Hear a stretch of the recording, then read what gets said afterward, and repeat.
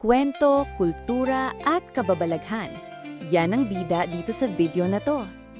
Alamin natin ang tatlong sikat na pamahiin sa Pilipinas na kahit makabago ng panahon, sinusunod pa rin ng marami.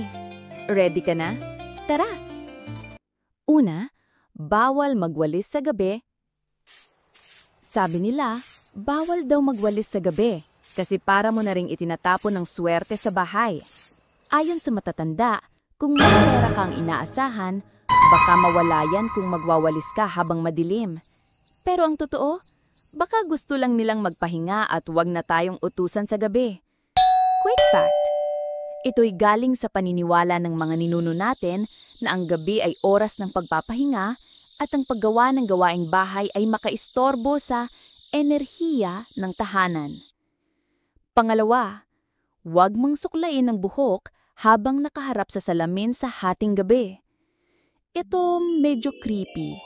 Sabi ng matatanda, bawal magsuklay sa harap ng salamin kapag hating gabi. Baka daw may sumanib na di mo alam o may sumilip na ibang nilalang sa salamin. Nakakatakot, no? Quick fact! Pinaniniwalaang ang salamin ay portal daw ng mga espiritu sa paniniwalang Pilipino. Kaya iniiwasan itong harapin ng matagal, lalo na sa 10 oras ng gabi. Pangatlo, pag umuulan sa araw, may kinakasal na tikbalang.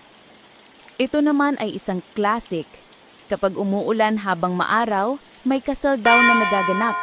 Hindi ng tao, kundi ng mga tikbalang. Grabe, kahit ang mga engkanto pala, may love life. Quick fact! Ang tikbalang ay isang nilalang sa mitollohiyang Pilipino, kalahating tao, kalahating kabayo.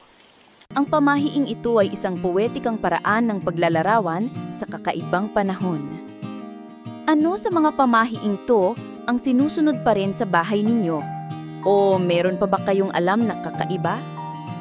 At tandaan, hindi man natin alam kung totoo o hindi, masaya pa rin balikan ang mga kwento ng ating kultura.